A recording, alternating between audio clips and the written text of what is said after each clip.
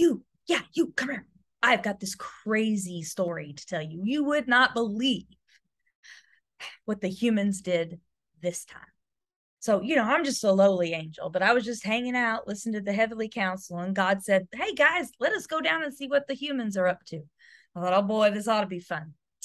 So we go down and we're looking, and there they are going east again, away from God, away from his presence. And what were they doing?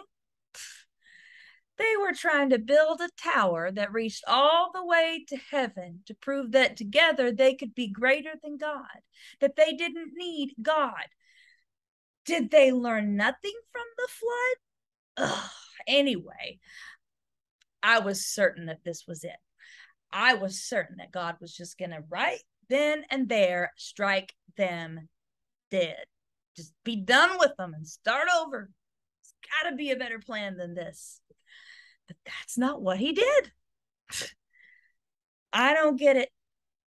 It doesn't make any sense to me, but I'm not God. So instead, he decided to confuse their languages. You see, they all were speaking the same language. That's why they were able to work together so well. But God decided all of a sudden to just confuse their languages. So they were all babbling in different languages. They couldn't understand each other. And so they had to quit. And they were forced to obey God's command. Remember, he told them, scatter across the earth, fill the earth, subdue it. And they weren't doing it.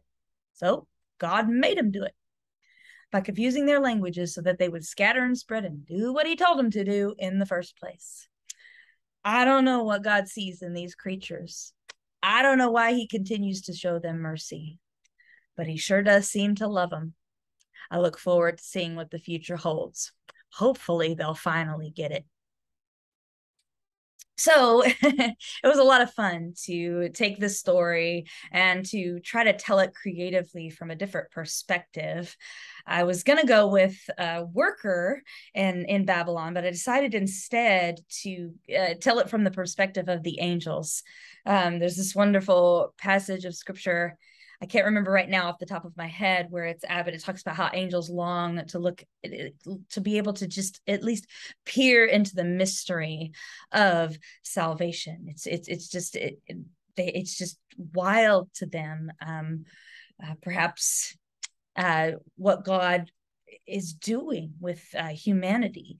And so I thought it might be kind of interesting to see, like, well, maybe what it would be like to just be this angel watching God, watching these humans that he's made, watching them continue to mess up and rebel and disobey him, and watch God continue to have mercy and choose not to destroy them.